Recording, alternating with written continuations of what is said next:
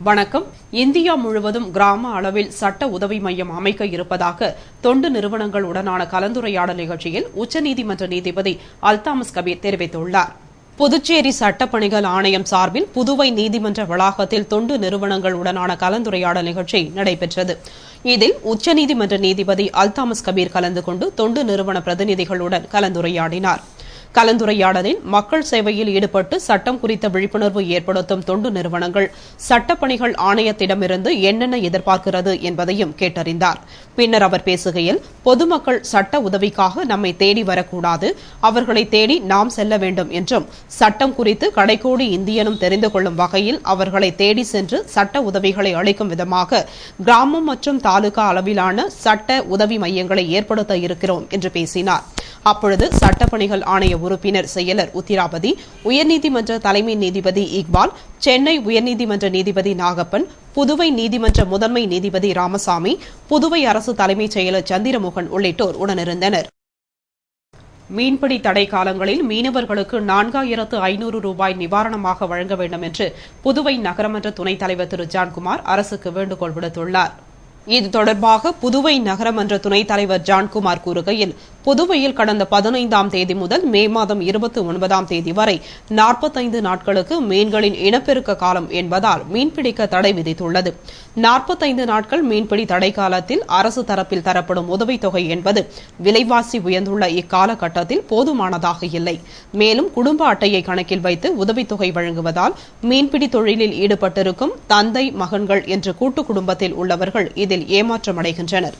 எனவே இம்முறை மீனவர் கூட்டுறவு சங்கங்களில் பதிவு செய்துள்ள மீன்பிடி தொழில் செய்யும் ஆண்களுக்கும் மீன்களை விற்பனை செய்யும் பெண்களுக்கும் உதவித்தொகை வழங்கிட வேண்டும் என்று கூறிய அவர், மேலும் விவசாய கூலி தொழிலாளர்களுக்கு 100 நாள் வேலை உறுதி திட்டம் மூலம் நாள் ஒன்றுக்கு 100 ரூபாய் வழங்குவது போல் மீனவர்களுக்கு நாள் ஒன்றுக்கு 100 ரூபாய் வீதம் 45 நாட்களுக்கு 4500 ரூபாய் நிவாரணமாக வழங்கிட வேண்டும் என்றும், மேலும் 150 கிலோ அரிசி வழங்கிட வேண்டும் என்று அரசுக்கு வேண்டுகோள் விடுத்து அவர் கூறியுள்ளார்.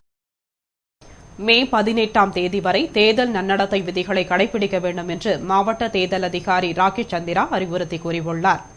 இது தொடர்பாக மாவட்ட தேர்தல் அதிகாரி ராகேஷ் சந்திரா கூறுகையில், வாக்குப்பதிவு ஏப்ரல் 13ஆம் தேதி நடைபெறும் என்று அறிவித்ததை தொடர்ந்து மார்ச் 1 தொடங்கி மே 18 வரை தேர்தல் பணிகள் நிறைவடையும் வரை தேர்தல் நன்னடத்தை விதி நடைமுறையில் இருக்கும் என்று இந்திய தேர்தல் ஆணையம் அறிவித்தது.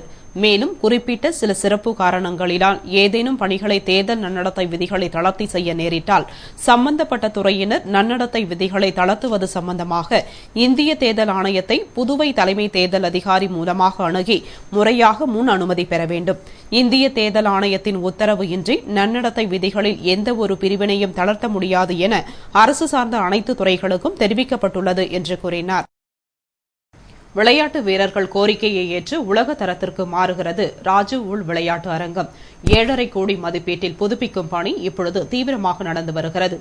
புதுவை உப்பளம் இந்திரா காந்தி விளையாட்டு மைதான வளாகத்தில் ராஜீவ்காந்தி உள் விளையாட்டு அரங்கம் உள்ளது. இங்கு டென்னிஸ், டேபிள் டென்னிஸ் போன்ற பல விளையாட்டுகளும் தேசிய அளவிலான பல போட்டிகளும் நடந்து வருகிறது. ஆனால் இவ்வரங்கம் மிகவும் பழுதடைந்து மழைக்காலங்களில் ஒழுகும் அவலம் இருந்தது. எனவே அரங்கத்தை புதுப்பிக்க வேண்டும் என அரசியல் கட்சியினரும் விளையாட்டு வீரர்களும் வலியுறுத்தி வந்தனர். இதனையடுத்து சர்வதேச தரத்திற்கு அரங்கத்தை புதுப்பிக்க விளையாட்டுத்துறை அமைச்சர் மல்லாடி கிருஷ்ணராவ் நடவடிக்கை எடுத்தார். அதன்படி விளையாட்டு வீரர்களின் எதிர்பார்ப்பை பூர்த்தி செய்யும் வகையில் 7.5 கோடி மதிப்பில் அரங்கம் புதுப்பிக்கும் பணி நடந்து வருகிறது. ஆங்காங்கே பெயர்ந்து தொங்கிக் கொண்டிருந்த தெர்மாகோல் கூரை முழுவதுமாக அகற்றப்பட்டு அரங்கு முழுவதும் ஏசி அமைக்கும் பணி தொடங்கியுள்ளது. மின்தடையின் பொழுது பயன்படுத்துவதற்காக ஜெனரேட்டரும் அமைக்கப்பட உள்ளது. இருக்கைகள் சீரமைக்கப்படுகிறது. இதற்காக கடந்த ஆண்டு 1 கோடியே 20 லட்சம் ஒதுக்கப்பட்டது.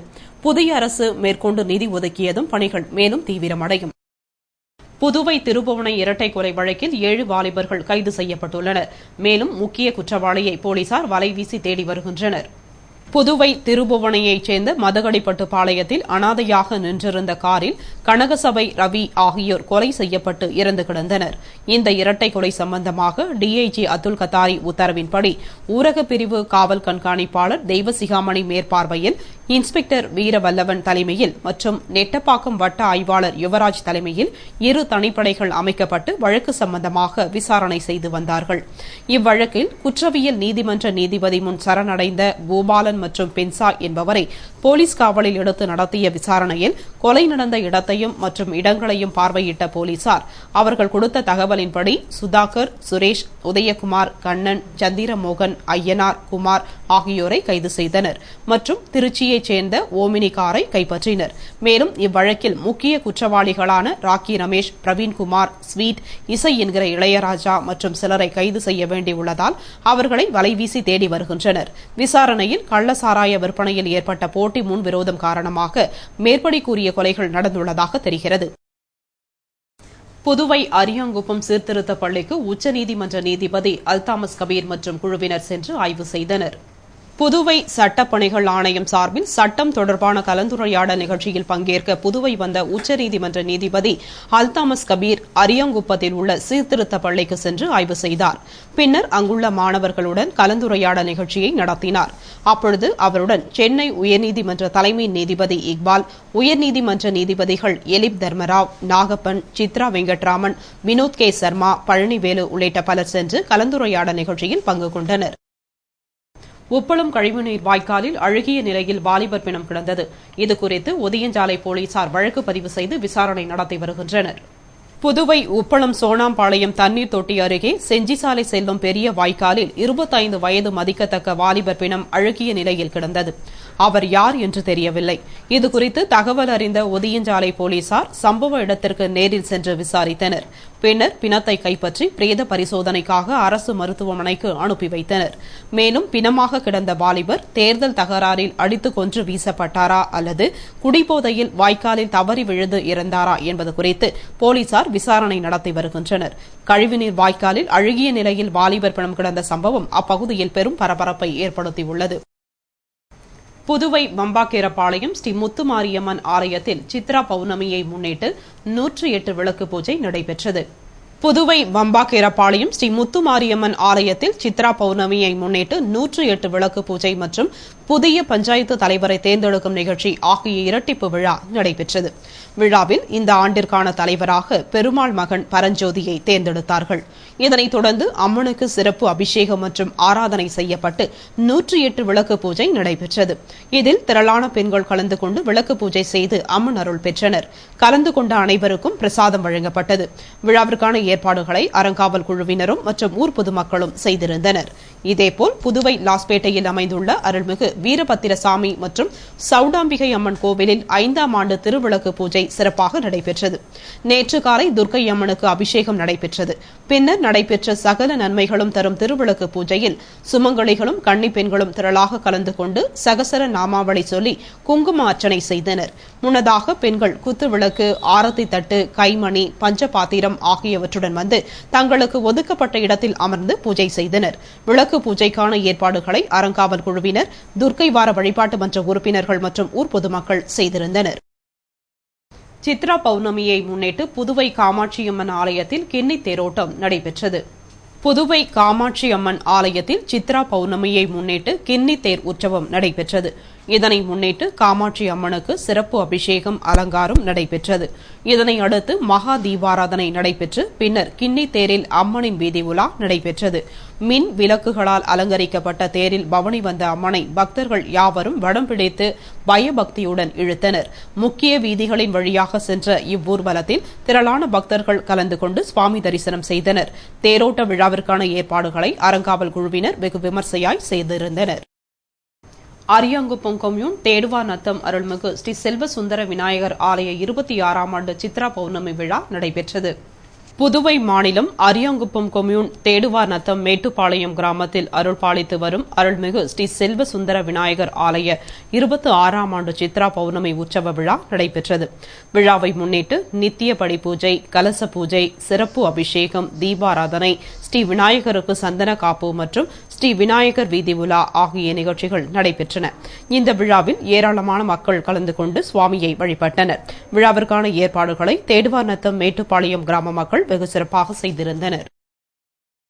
பாகூர் கொம்யூன் மேல் பரிக்கல்பட்டு அருள்மிகு ஸ்ரீ முருகப்பெருமான் ஆலய 86ஆம் ஆண்டு பால் காவடி விழா வெகு விமர்சையாக நடைபெற்றது. புதுவை மாநிலம் பாகூர் கொம்யூன் மேல் பரிக்கல்பட்டில் உள்ள அருள்மிகு ஸ்ரீ முருகப்பெருமான் ஆலய 86ஆம் ஆண்டு பால் காவடி உற்சவ விழா கடந்த 15ஆம் தேதி கொடியேற்றத்துடன் துவங்கியது. இதனை முன்னிட்டு நேற்று சிறப்பு அபிஷேக ஆராதனை நடைபெற்றது. அதனைத் தொடர்ந்து மாலை 3 மணிக்கு தென்பெண்ணை நதிக்கரைக்கு சென்று ஸ்ரீ சக்திவேலுக்கு அபிஷேக ஆராதனை செய்து காவடி வீதி உலா மற்றும் ஸ்ரீ முருகப்பெருமானின் அருள் வேண்டி டயர் வண்டி செடல், அக்னி செடல், ஆகாய ராட்டின செடல் ஆகியவை நடைபெற்றது. இதில் ஏராளமான பக்தர்கள் செடல் எடுத்து நேர்த்திக்கடன் செலுத்தினர். விழாவிற்கான ஏற்பாடுகளை கீழ்பரிக்கல்பட்டு மக்கள் செய்திருந்தனர். வில்லியனூர் அருகே உள்ள பிள்ளையார்குப்பம் கூத்தாண்டவர் திருக்கோவில் திருவிழாவினை முன்னிட்டு நாளை திருநங்கைகள் அழகி போட்டி நடைபெறவுள்ளது. வில்லியனூர் அருகே உள்ள பிள்ளையார்குப்பம் கூத்தாண்டவர் திருக்கோவில் திருவிழா நடைபெற்று வருகிறது. இதனை முன்னிட்டு சாகை வார்த்தல், ஊரணி பொங்கல் படைத்தல் போன்ற பல நிகழ்ச்சிகள் நடைபெற்றது. அதன் ஒரு பகுதியாக நாளை செவ்வாய்க்கிழமை திருநங்கைகள் அழகி போட்டி நடைபெறவுள்ளது. இதில் பல்வேறு பகுதிகளில் இருந்து வந்துள்ள திருநங்கைகள் கலக்கல் உடையணிந்து மேடையில் வலம் வருவார்கள். சிறந்த அழகிக்கு மிஸ் பிள்ளையார்குப்பம் 2011 பட்டம் வழங்கப்பட்டு பரிசளிக்கப்படும். இதனைத் தொடர்ந்து இரவு கூத்தாண்டவர் சுவாமிக்கு திருக்கல்யாணமும் பக்தர்கள் தாலி கட்டும் நிகழ்ச்சியும் நடைபெறும். இத்துடன் செய்திகள் நிறைவடைந்தன. வணக்கம்.